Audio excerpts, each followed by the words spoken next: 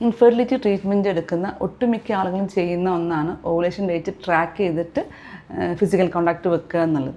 അപ്പോൾ വിവാഹം കഴിഞ്ഞിട്ട് അല്ലെങ്കിൽ തുടക്ക സമയത്ത് ആദ്യകാലങ്ങളിൽ ഒരു കുഞ്ഞിന് വേണ്ടി ട്രൈ ചെയ്യുന്നവർക്ക് ഈ മെത്തേഡ്സൊക്കെ ഓക്കെയാണ്. പലപ്പോഴും എൻ്റെ ക്ലിനിക്കൽ എക്സ്പീരിയൻസ് എനിക്ക് മനസ്സിലായിട്ടുള്ള ഒരുപാട് നാൾ ട്രീറ്റ്മെൻറ്റ് എടുത്ത് ഇൻഫെർട്ടിലിറ്റി 10 വർഷം 12 വർഷമൊക്കെ ട്രീറ്റ്മെൻറ്റ് എടുത്ത ആളുകൾക്ക് ഇത്തരം ഡേറ്റ്സ് ട്രാക്ക് ചെയ്യുന്നത് ഒരു പോസിറ്റീവിനേക്കാൾ നെഗറ്റീവ് ഇമ്പാക്റ്റാണ് ഉണ്ടാക്കാറ്. അത് പലപ്പോഴും ആ സമയത്ത് വൈഫ് പറയാറുണ്ട്, ഹസ്ബൻഡിന് ഇറക്ഷൻ ഫെയിലിയേഴ്സ് വരെ സംഭവിക്കാറുണ്ട്. അല്ലാത്ത സമയത്തൊക്കെ ഓക്കെയാണ്, പക്ഷേ ഓവുലേഷൻ ഡേറ്റ് ട്രാക്ക് ചെയ്യുന്ന സമയത്ത് അദ്ദേഹത്തിന് ഇങ്ങനത്തെ പ്രോബ്ലംസൊക്കെ വരുന്നു എന്ന് പറയാറുണ്ട്. അപ്പോൾ അവിടെ നമ്മൾ ടെൻഷനാണ് നമ്മളെ ഒരു മെയിൻ വില്ലനായിട്ട് ആക്ട് ചെയ്യുന്നത്. അപ്പോൾ അവരോട് ഞാൻ പറയും, നിങ്ങൾ ഇത്തരം ഡേറ്റ്സ് ഒന്നും ട്രാക്ക് ചെയ്യേണ്ട, പ്രോപ്പറായിട്ടുള്ള ട്രീറ്റ്മെൻറ്റ് എടുക്കുക.